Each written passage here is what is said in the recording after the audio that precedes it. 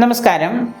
1200 ആണ്ട് കൊല്ലവർഷം 1200 ആണ്ട് മീനമാസം, അതായത് 13/4/2025 ഞായറാഴ്ച രാത്രി 3:21 ചോതി നക്ഷത്രം 1-ാം പാദ തുലാക്കൂറിൽ കൃഷ്ണപക്ഷ പ്രഥമ തിഥിയിലാണ് മേടരവി സംക്രമം, അതായത് നമ്മുടെ വിഷു വരുന്നത്. ഈ വിഷുവിന് ശരിക്കും പറഞ്ഞാൽ വിഷുവിൻ്റെ ഫലം പറയുന്നത് ഈ വർഷം 2 പറയാണ്.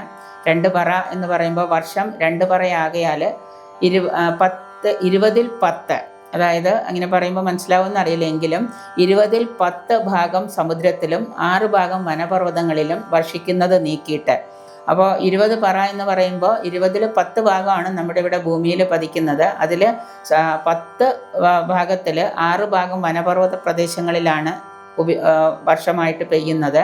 ബാക്കി നീക്കിയിട്ട് ഭൂമിയിൽ വർഷിക്കുന്ന വെള്ളം 4 ഇടങ്ങഴിയാണ്. അതനുസരിച്ചിട്ടുള്ള വിഷു ഫലമാണ് നമ്മളിവിടെ ഓരോ രാശിക്കാർക്കും പറയുന്നത്.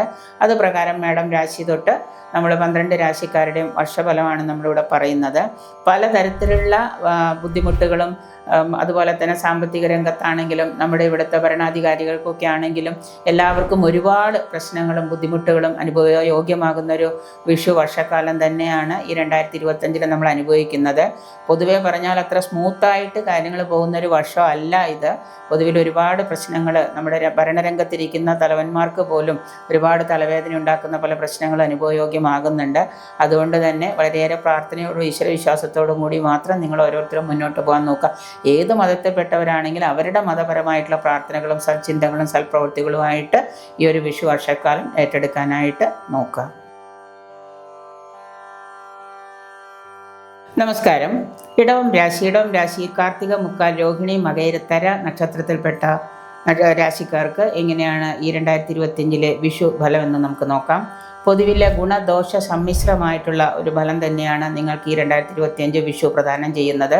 ധാരാളം പ്രതിസന്ധികളിലൂടെ കടന്നു പോകുന്ന നക്ഷത്രക്കാരാണ് ഈ ഇടവം രാശിയിൽപ്പെട്ടവർ.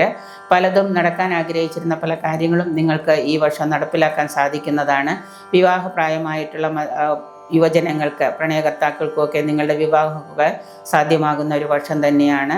അനുകൂലമായിട്ടുള്ളൊരു തന്നെയാണ് നിങ്ങൾക്ക് ഈ വന്നു ചേരുന്ന 2025 എന്ന് പറയുന്ന ഒരു വർഷം. പല ബുദ്ധിമുട്ടുകളും കർമ്മരംഗത്ത് അനുഭവിച്ചിട്ടുണ്ടായിരുന്നവർക്ക് അതിൽ നിന്നൊക്കെ അനുകൂലമായ പല മാറ്റങ്ങളും പ്രതീക്ഷിക്കാവുന്നതാണ്. ഉദ്ദേശിച്ച കാര്യങ്ങളൊക്കെ നടപ്പിലാക്കാനും അതുപോലെ തന്നെ വിദേശത്ത് തൊഴിൽ ആഗ്രഹിച്ചവർക്ക് വിദേശത്ത് എത്തിപ്പെടാനും ഒക്കെ സാധ്യമാകുന്ന ഒരു വർഷം തന്നെയാണ്. അന്യദേശം, ഉന്നത പഠനം, ഇതൊക്കെ സാധ്യമാകുന്നുണ്ട്. IT രംഗത്തും ബിസിനസ് രംഗത്തും ഒക്കെ പ്രവർത്തിക്കുന്നവർക്ക് തീർച്ചയായിട്ടും പ്രതികൂല സാഹചര്യങ്ങളെ നേരിട്ട് ഒരു വിജയത്തിലേക്ക് എത്താനായിട്ട് ഈ വർഷം അവസാനത്തോടു കൂടി സാധ്യമാകുന്നതാണ്. ഈ ഒരു വിഷു വർഷം എന്ന് പറയുന്നത് തന്നെ നിങ്ങൾക്ക് ധാരാളം നേട്ടങ്ങൾ കൊയ്യാൻ കഴിയുന്ന ഒരു കാലാവധിയാണ് ഇടവം രാശിക്കാർക്ക്.